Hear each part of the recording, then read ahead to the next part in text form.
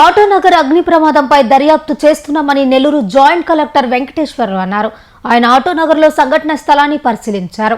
ఈ సందర్భంగా ఆయన మాట్లాడుతూ ఈ ప్రమాదానికి గల కారణాలు అన్ని డిపార్ట్మెంట్లతో కన్సల్ట్ చేసి మాట్లాడుతున్నామని, దీనిపై ఇన్వెస్టిగేషన్ జరుగుతుందని ఆయన పేర్కొన్నారు. ఇప్పటికే రెవెన్యూ, ఎలక్ట్రిసిటీ, పోలీస్, ఫైర్ సిబ్బంది ఈ సంఘటన స్థలానికి చేరుకొని దర్యాప్తు చేస్తున్నారని ఆయన తెలిపారు. ఆటోనగర్ అగ్ని ప్రమాదంపై దర్యాప్తు చేస్తున్నామని నెల్లూరు జాయింట్ కలెక్టర్ వెంకటేశ్వరరావు అన్నారు. ఆయన ఆటోనగర్లో సంఘటన స్థలాన్ని పరిశీలించారు.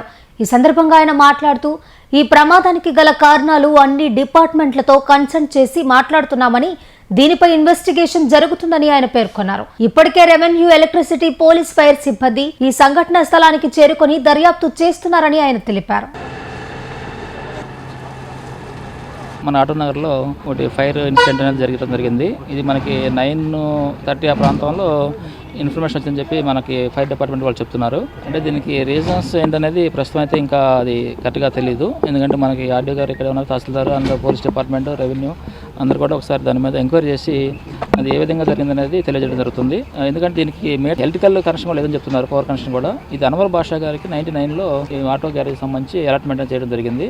అదే దీంట్లో ఏంటంటే ఇది మన ప్లాస్టిక్ పైప్స్ ఏవైతే ఉన్నాయో, డ్రైనేజ్ కానీ వాటర్, డ్రింకింగ్ వాటర్ సంబంధించిన పైప్స్ వాడతాం కదా, ఆ పైప్స్ దీంట్లో ఉన్నాయని చెప్తున్నారు. వారు కూడా ఇక్కడ అందుబాటులో లేరు. యాక్చువల్గా ఇక్కడ వర్క్ చేస్తున్నటువంటి అతను మున్నాభాయ్ గారు చెప్తున్నారు, వాళ్ళు దీన్ని రిలీజ్ చేసుకొని ఇది రన్ చేస్తారని చెప్తున్నారు. పూర్తిగా విచారణ చేసి దీని మీద ఎలా జరిగింది ఏంటనేది మేము ఒక నిర్ణయం రావడం జరుగుతుంది.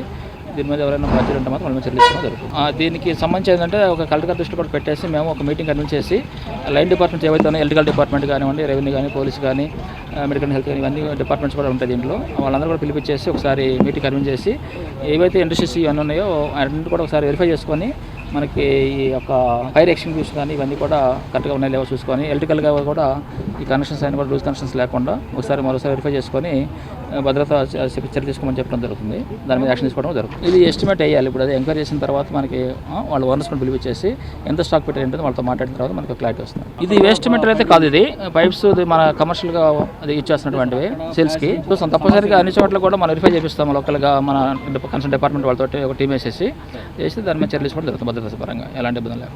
కాలిపోయిన గోడౌను రంగనాయకులు ఉపయోగించిన అన్వర్ బాషాకు సంబంధించినది. అందులో స్టాక్ ఉంది, పీవీసీ పైపులు, అలాంటి ప్లాస్టిక్ సంబంధించిన స్టాక్ ఉంది. దగ్గర 45-50 లక్షల నష్టము. కాలిపోయింది. అక్కడ కాలువ ఉంది, కాలువ దగ్గర అందరూ పాస్ కూర్చుంటుంటారు. ఎవరైనా బీడీ సిగరెట్ వేసి వెళ్ళిపోతే అది జరిగి ఉంటుంది అని మా అభిప్రాయం. శనివారం చూసామండి, అది 45 లక్షలు ఉంటుంది. స్టాకు గోడౌన్ షెడ్యూల్తో కూడా.